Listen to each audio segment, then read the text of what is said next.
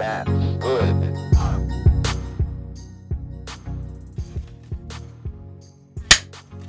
Take one. I love doing that. Hey guys, this is Baron von Bariatric. Today we're going to be talking about episode number 2. This is actually the third video that I've done, and I've got quite a few of them in the can, and I'm trying to get them out to you, edited and released to you just as quickly as I can. Today, in this episode, we're going to be talking about all the preparatory steps that's required to have your bariatric operation. So right after this quick little announcement, I'll be right back with you.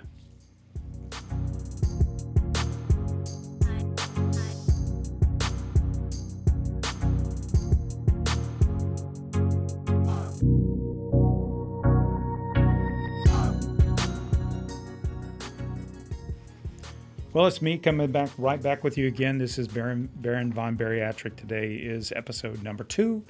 We're going to be talking about some of the preparatory stuff that you're going to get when you go in and you have that initial consult with your surgeon and all the support staff, including the nutrition. You're going to get a form that looks something like this. I'll put a copy of it on my blog. Blog is going to be very important in this because that's how I'm going to be able to get you guys documents so you can look and see some of the recipes that I'm using, some of the things that just really afford themselves better to being on a blog as opposed to being in the YouTube video. So this form basically is broken down into 2 aspects. Insurance, of course, that's going to be at the very top, and then secondarily will be the pre-op test that you're going to have.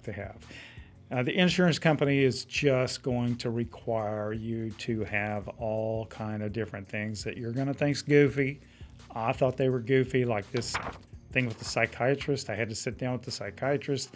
I filled out a form that took like for an hour to fill out this form. And then you go in to the office, you finally get your appointment, and it's almost like they give you the same questions, only jumbled up again, different order. Same 100 question takes you about an hour, and then you get to go in and you talk to the psychiatrist. And yeah, the question there is, do I lean forward in the chair, do I rock, or do I stay still? Who knows? No one really knows the answer to that. But just be honest. I think what they're trying to do is figure out if maybe you're a little bit suicidal or something like that. But I don't even know that for sure. So it's a requirement. Insurance company is not going to even proceed if you don't do it. There's a note on here that says schedule this 6 months prior to submitting your insurance company. So they're going to require a lot of these prerequisites before they're going to even let you press on.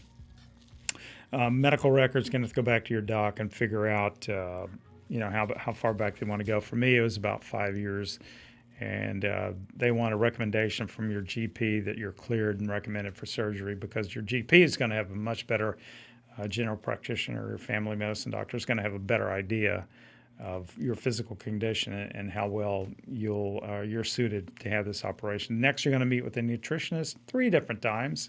At least that's what mine had. That was their protocol.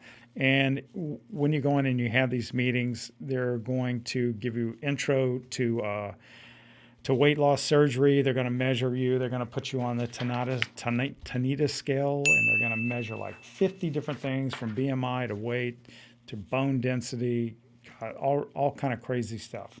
And I've had 3 of these done now, and to me, they're kind of like a report card because they let me know where my BMI is. They track my weight, the whole 9 yards. So I love it when I get to go step on the scale. Matter of fact, I'll be doing that in a couple more days. So the nutritional meetings that you're going to have with your nutritionist are really important, because the way that you've been eating up until this point, forget about it. You're never going to eat like that again. Those days are done. And I know I'm speaking to you with a little finality, but you know what? When you jump off this bridge, when you jump off this diving board and go in the direction you're about to go, your life's going to change dramatically. It really is. Little things that you take for granted. Maybe you're a beer drinker. You're done drinking beer. You cannot have this operation and drink beer. I guess you can get away with it, but the unintended consequences are going to be you're going to get like a reflux. You're going to get a pain in your, it's kind of like in this area, right in through here, like right above your sternum. It's not going to be comfortable, and it's not going to be something that you want to live with. So a lot of those things that you're used to, large portions, done. You're not going to eat any more large portions, but I will warn you, you can reinflate your stomach if you decide to be a bad boy or a bad girl. There are plenty of people. The recidivism rate is about 20 to 30%. I'll research that, but it seems like that's the number that the doctor told me. When I say recidivism rate, those are the people that go back to their old weight. Don't be that person, all right? You're here for a good reason because you're sick and tired of something. You're sick and tired of where you are in life. You're sick and tired of not being able to bend over and tie your shoes. You're embarrassed to go out in public. I'm talking about me. Sitting in an airplane, maybe you have to get the extra buckle and you have to go through the embarrassment to get the extender for the buckle. You don't want to do that anymore. You're tired of it. Your clothes don't fit. You have multiple layers of clothes in your closet. When you're in this fat stage or that fat stage, you know exactly what I'm talking about. And you're tired of living like that. Getting in your car is uncomfortable. But I didn't already say something as simple as tying your shoes. You can't bend over and really do that comfortably. And plus, you're just tired of looking in the mirror and saying, I'm tired of being a fat person. Maybe your spouse is tired of you being a fat person too. And I'm going to use the F word, and it is fat. That's what it is. There's just no way to candy coat it. And I'm talking from my perspective, what worked for me. Tough love. And that's what I needed. And you're going to reach some point in your life where a eureka moment where you just wake up one day and you say, I'm tired of this and I'm going to make a change. I can tell you a good friend of mine, quick little story, about 2 years ago, she was contemplating having bariatric surgery. And what she came up with was her dog needed a $3,000 operation. Think about it. $3,000 operation to keep this dog alive. And she's trying to justify spending $3,000 was what it would have cost her on her end with insurance. And she's saying to herself, well, what is my life worth? Is my life worth as much as my dog? And I can't even spend $3,000 on myself to make the change that I know that I'm needed. And that was her eureka moment. That's when she changed. And I'm hoping I can be that eureka moment for just a handful of you guys that are watching me tonight. If just a handful of you say, I like what he's talking to me, and he's giving me the confidence to go out and get this done and change my life. That's what I really want to do. Maybe I'm a self-help guru and I didn't even know it. But I do want to help you guys. That's why I'm doing this. I don't do this for money. I don't get a penny. I don't represent any products or anything like that. We will talk about some things along the way that I think work out real well for me. Some apps, some medical devices that I use, but I'm not getting paid. I mean, I bought those things out of my own pocket. So anyhow, I digress. So anyhow, you're going to go in, you're going to talk about nutrition. They're going to talk to you about meal planning, meal prep, even grocery shopping, label reading. They're going to talk about eating out. That's one of the things you're going to have to give up. I mean, you don't have to give it up, but you're going to get tired of going in there saying, can I just eat half of my wife's food or my husband's food? That gets a little bit embarrassing. We went and had an omelet for breakfast the other morning, and 2-egg omelet. I had half of it. I was done, completely done. So restaurants kind of get a little bit weird. You just can't go out and eat the kind of meals that you're used to in the past. One of the things that they talk about is stopping your nicotine use. If you are a smoker, this is a great time to stop.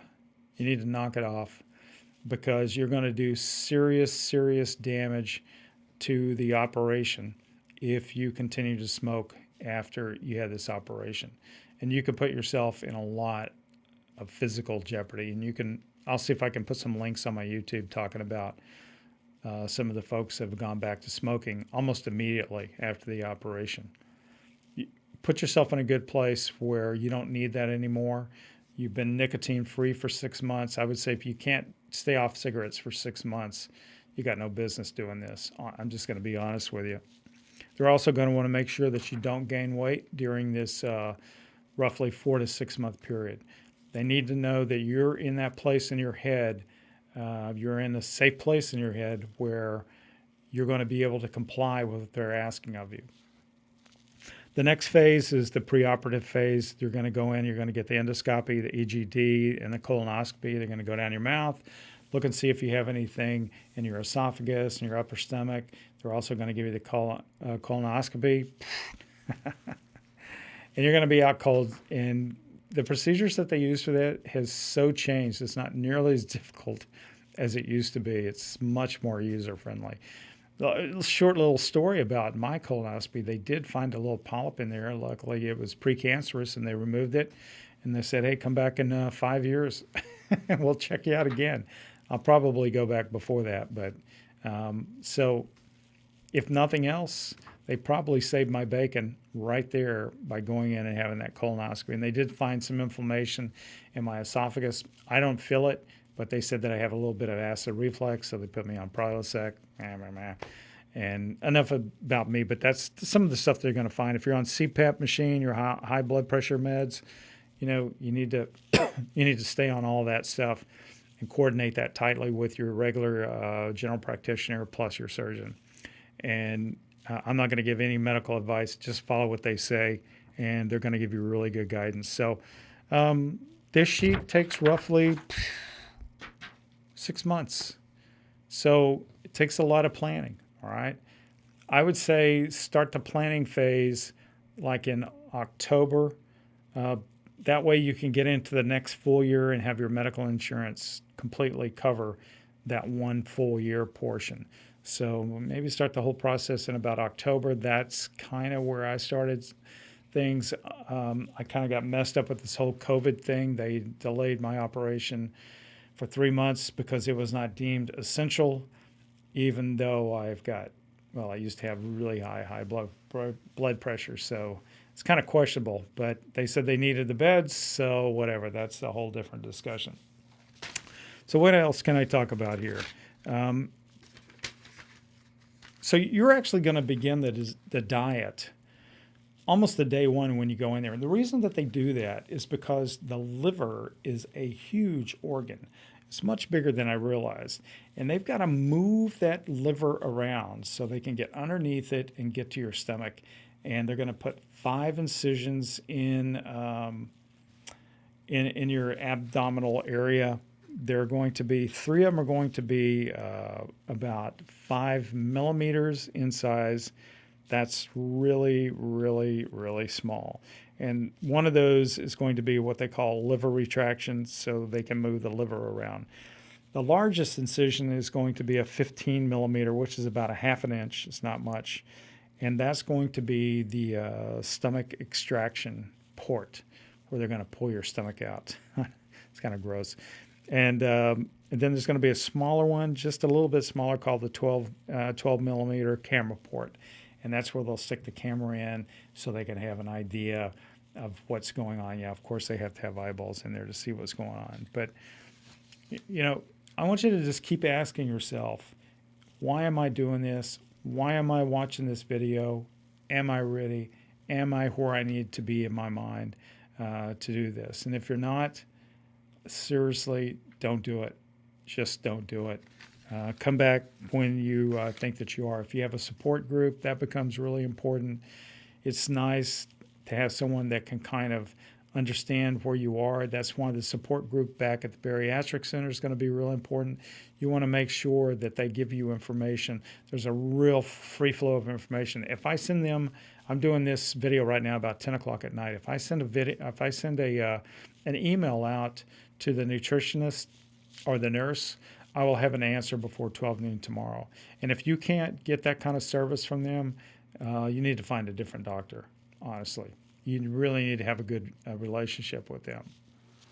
And isn't this kind of like alcoholism in some ways, if you think about it? You kind of thought you had a problem, like with me, with weight. I kind of thought I had a problem. But at some point, you're the one that has to come to the realization that this problem is out of control, and I'm going to have to do something dramatic to change the course that I'm on. And that was kind of the point that I came to. I was afraid that I was not going to see my daughter. And this is a big one. I was afraid that I was not going to see her walk down the aisle when she gets married or graduate from college. She wants to go to medical school. I've got younger kids. We waited a little bit to have kids for various reasons. And I want to be healthy for them. I want to be able to go out and do things, and I don't want to be embarrassed because I'm the fat old man parent that couldn't take care of himself. I got tired of all that, so that's why I'm here. But at the end of the day, I'm doing this. People ask me, why do you do it? I see it as part of the healing process for me to be able to give back, to pay it forward. This has been a really good thing for me, and I want to reflect on it in video format so people like yourself that are sitting here watching this can say, yeah, he's talking directly to me, he's talking to my heart. And if I can just help 1, 2, 3 of you guys to come to that realization, to have that eureka moment that you can do it, that you can make this, that you can change your life and make your life better, that was a victory for me. I think my motto, my saying that I've come upon is the following: you can do it. You really can do it. Okay? Leave me comments, ask me questions about the process, engage me. I'm more than happy to help you guys out in any way that I can. I do have a full-time job. It may take me a couple of days, but leave me comments. Tell me how I can make the show better. If you have an idea on a show that you would like for me to do, let me know. I'll do my best to try to do a show on it. The subscribe button becomes very important, because what that's doing is that's signaling the algorithm for Google, which allows people like yourself to find me. In the beginning, it's going to be very difficult to find my channel until I get to, I think they said, is 100 subscribers. Then all of a sudden the algorithm kind of kicks in and they kind of start looking at what I'm doing. I'm going to try to do this a little bit differently than most of the other channels. I've seen some good doctors. There's a guy in Arizona. He is really good from the doctor standpoint, but I want to talk to you from the patient standpoint. There's a lot of females that are doing these channels, and that's one of the reasons that I'm doing it, because I'm a dude and I want to do it from a dude's perspective. And I don't tend to be a very emotional person. I spent 12 years in the Marine Corps, and I really just am not a very emotional person. And I want to try to bring that to my discussion with you guys. I just want to give you the facts, want to make your life better. So thank you very much for listening to Baron von Bariatric. You can do it. You really can. Take care. Nope.